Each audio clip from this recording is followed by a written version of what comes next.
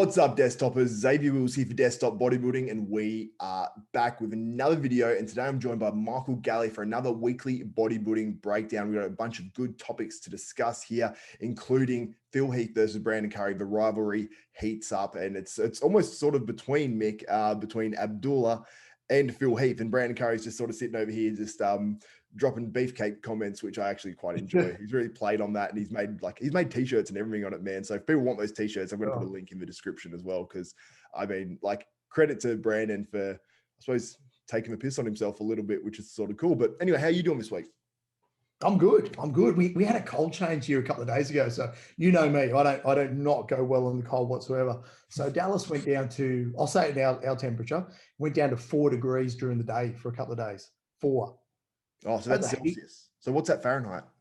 I think it's about, I'll butcher this, and someone will write in comments for sure. I'm guessing 50s, high 50s, I think, but it doesn't matter. It was freezing. Yeah. I had the heater on in the house. I had the seat warmer on in the car when I had to drive to the gym. So I'm in for a bumpy winter, mate.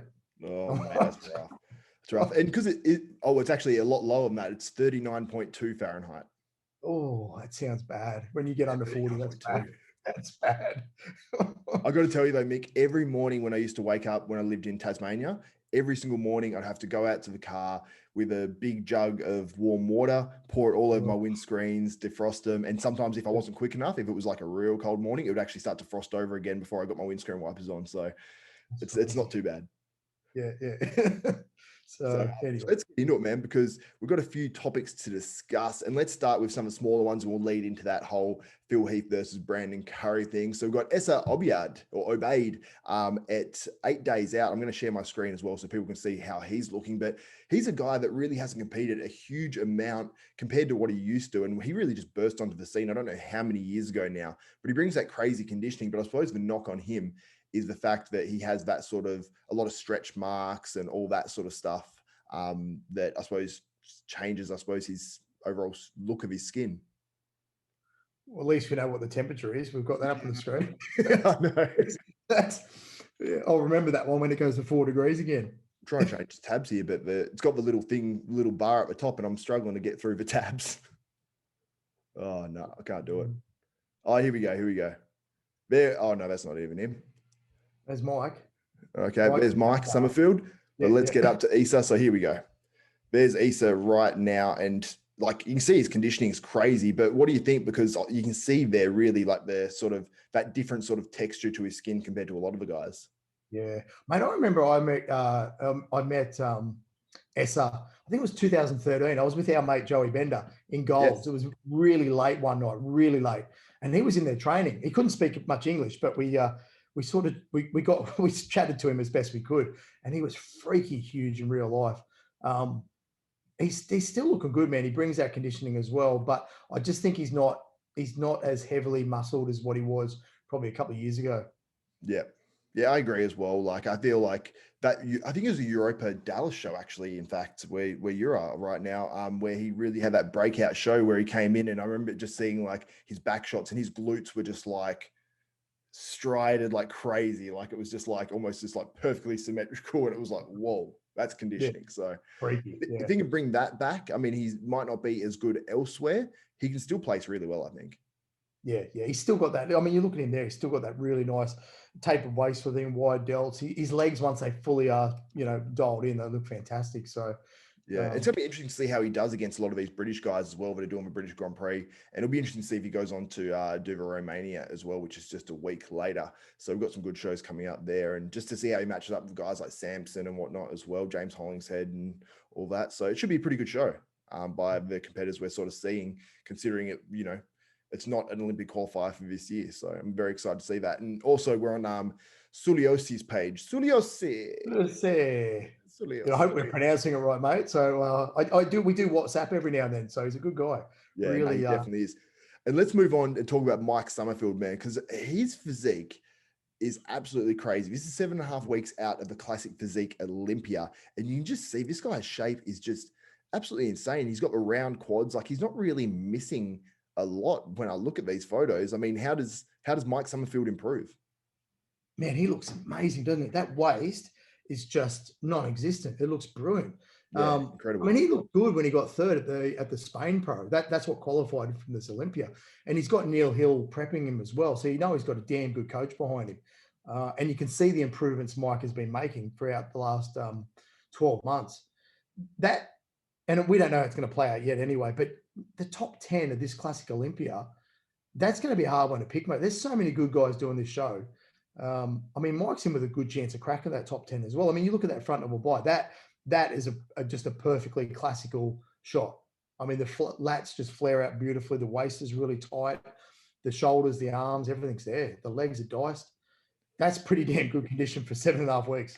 Absolutely. And one thing I'm loving about the Classic now, when you're getting the really good guys coming up, like Mike Sommerfeld, like all the top guys that are currently competing, you get a lot of variation in the physiques as well. So sometimes in the pro scene, when you see, especially the white dudes, for some reason, a lot of the real big white guys sort of end up looking somewhat, similar. They have a lot of similarities and stuff to their physiques. But in Classic, you're seeing, you see Mikey, he's got the real long biceps, but his waist comes in real nice. And he's got a sort of different look about him to anyone that I've really seen. Yeah. So that's what I really am liking about the Classic. But a lot of these Classic guys as well, they have phenomenal front double biceps. I don't know what it is about the division, the fact they've got small waist or what it is, but they just tend to always have amazing front double biceps when you go through it. You look at even though Bumstead doesn't have the best biceps, his front double biceps still looks pretty good. You got Breon as well. You've got Keon Pearson. You've got Mike Sommerfeld. Just lots of really good front double biceps. I don't know. What do you think it is?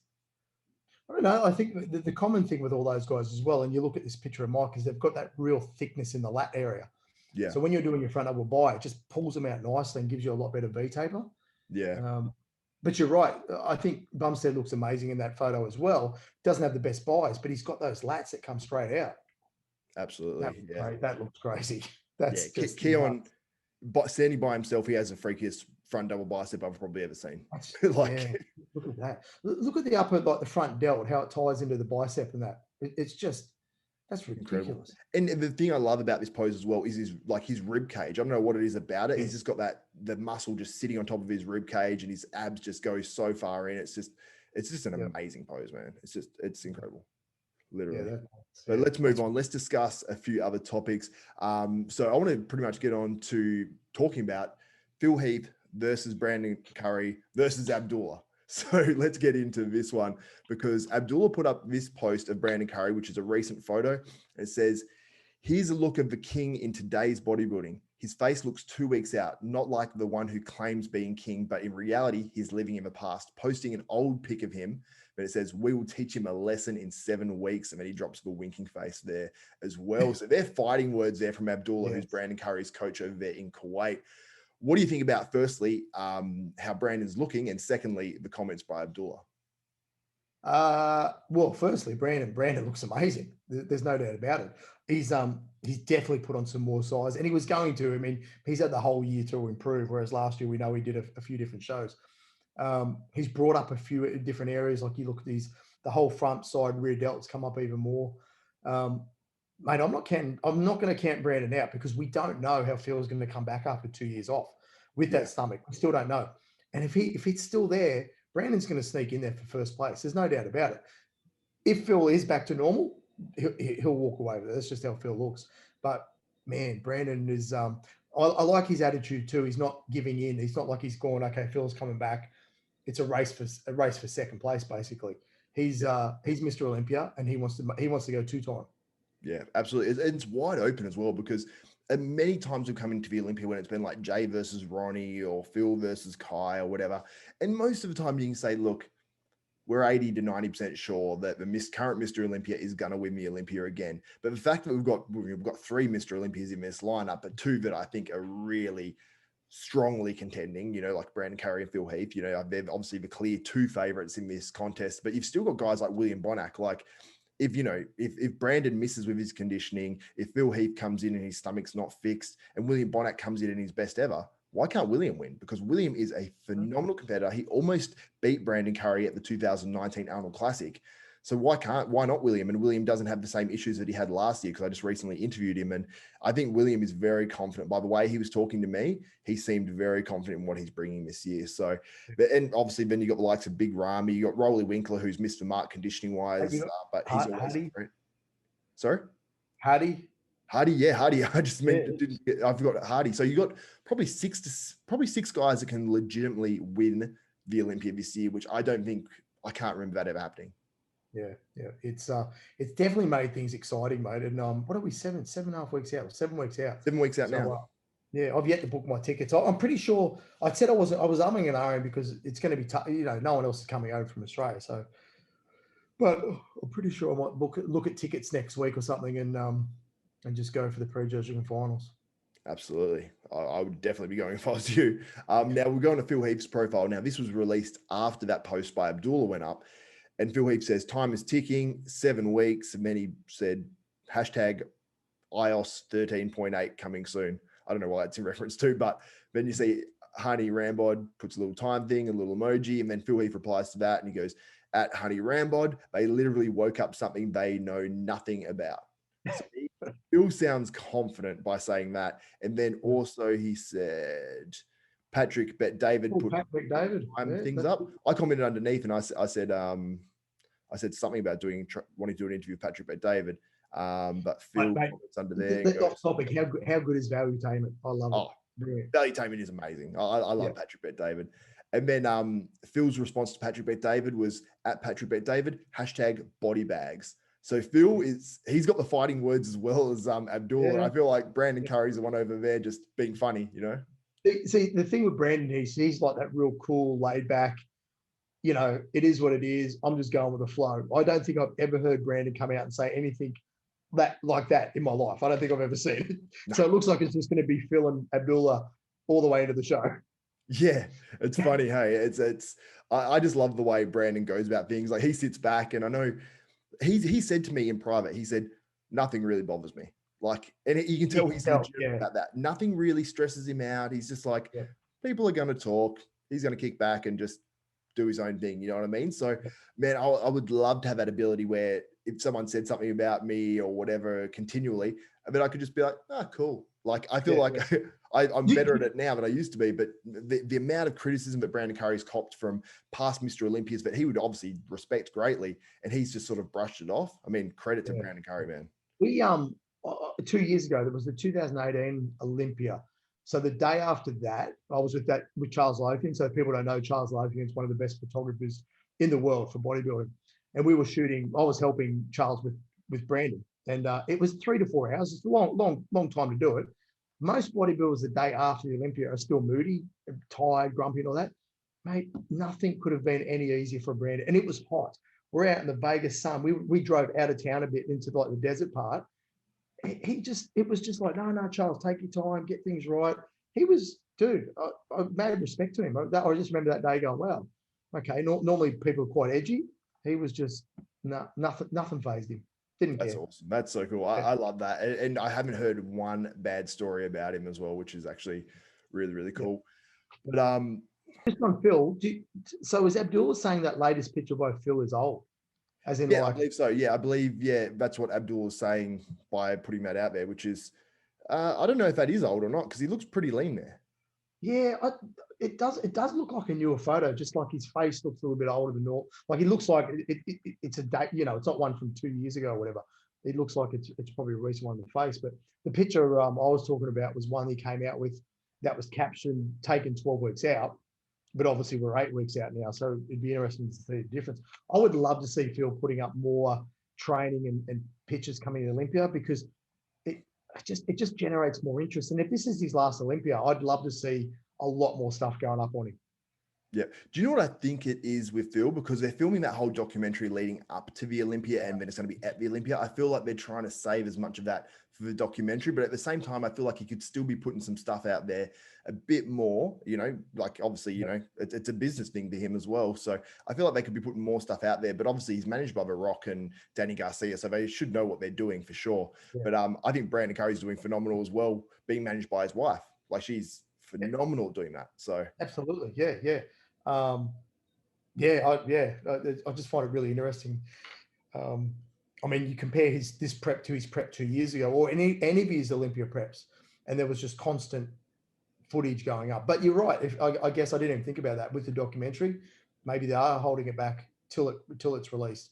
Yeah, I hope we see a little bit more, but I don't know if we're going to see any full physique updates from Phil Heath, even like in a singlet with these shorts pulled up. I don't even know if we'll see that from Phil this Olympia prep, but I hope we do. I hope we do. Yeah. But I want to mention as well, I've been doing a bunch of interviews. I'm doing like an Olympia series, so a whole lead up. So I'm sort of trying to aim to get an interview sort of every other day or 3 interviews a week with Olympia competitors leading up to the Olympia. And I've actually teed up with a lot of these guys and some of the girls as well to actually do interviews. Hopefully they happen at the actual Mr Olympia when they're in Vegas. So I'm going to be doing like 5-10 minute interviews while they're actually there. They're a day, 1 day, 2 days, 3 days out from the competition. So I think that will be really cool. And it's, you know, you see it a lot from the actual people that are there. So for RX Muscle, Muscular Development, all those websites, you actually see them putting up a lot of these interviews, but I'm going to be doing them just via Zoom. So it's going to be sort of the same sort of deal. That's real good. Yeah. Yeah, so it's the closest I can actually be to being there. So that's what I'm going to do. Well, we'll definitely try and do the prejudging wrap up and the finals wrap up. Then I'll get back to the hotel as fast as I can, and awesome. We'll get it up there. Absolutely, that would be amazing, man. I can't wait for that. And I just want to mention I've got an interview coming out with Derek Lunsford, which I just recorded only about how many hours? About 10 hours ago from now. And it meant I actually really liked it because Derek Lunsford, when I've seen interviews a few years ago, I felt like, you know, he was still young and he was, I think he was almost, I don't know this for a fact, but almost thinking about the answers and how to answer them rather than actually just answering, I suppose, based off, you know, how he feels or whatever about a certain topic. And this interview, I feel like he really, I suppose, really opened up. And when he's talking about bodybuilding and the fact that he's in love with bodybuilding again and really enjoying himself, you see sort of massive smile on his face and he seems excited. And I was like, man, I love to hear that. And I love to see that excitement. So it was really cool because I felt like we tore the walls down and really got to know about Derek Lunsford. So, and he's a cool guy, man. Like he chatted to me after the actual interview as well and was very encouraging and very nice to me and stuff. So I was like, I like this dude. Yeah, no, that's good. That's really good to hear. Yeah, and I can't wait to see, you know, him and Kamal battle it out on that Olympia stage because, man, Kamal is looking shredded. Derek's llooking harder than I've ever seen him, and it's going to be an absolute awesome battle. So cannot wait for that one as well. And hopefully I'm able to get, I was talking to Jay Cutler a little bit before this interview. Hopefully we're able to get him on 1 week on a Weekly Bodybuilding Breakdown too. So that would be absolutely amazing. Just keep messaging him each time we're doing one. Just message you right before we start. So Jay, what's up, Jay? Here's the link to the Zoom. Jay. Yeah, absolutely. And also one other thing I want to mention that's coming up as well that's very exciting. It's related to Brandon Curry. I'm editing a video up for his channel right now. And also we're going to have a bit of news coming out with Brandon Curry too, with all that, you know, having all the little clips and stuff like that go up. But yeah, I feel privileged that I've been able to see video of him training in a singlet, you know, when no one else has seen it. You know what I mean? So it's like, as a bodybuilding fan, that's like next level to me. So that's going to be out very soon. So make sure you check out Brandon Curry All Access on YouTube and you'll be able to see all the video of him smashing some delts. That's pretty cool. That was pretty cool. Oh man, it's like a dream come true. So I'm very happy. See, you know what I love? You're like me. We're still massive fans of this sport, you know? Oh yeah, absolutely. And it's crazy. And that's what just makes, I don't know, that's just made those little things really, really cool. Yeah, and it's funny because I'll run out and I'll say to my partner Tara, I'll say, oh, you know, this happened. I talked to this person, blah blah blah, and she goes, "Cool." And I'm like, I got to talk to Mick. I got to message Mick. Yeah, text me, and I'm texting you back. Oh man, that's awesome. Yeah, I feel better about it then. But when I say it to her, I'm like, okay, don't get too ahead of yourself. I'll just go back to my room. Yeah, that's literally. But that's it for another episode of a Weekly Bodybuilding Breakdown with myself, Xavier Wills, and Michael Galley. Head to hostile.com, HOSSTILE.com. Enter ZAVE10. You'll get yourself 10% off some amazing supplements and apparel. This is like actually my favorite t-shirt at the moment. Every time it's on the clean washing pile, it's like, okay, I'll take that. Yeah. So damn comfortable. And it works really well with the green screen because it's the total opposite color. So I never have issues with it. So definitely my favorite t-shirt. But anyway, Mick, that's it for us. For Xavier Wills and Michael Galley, we are out.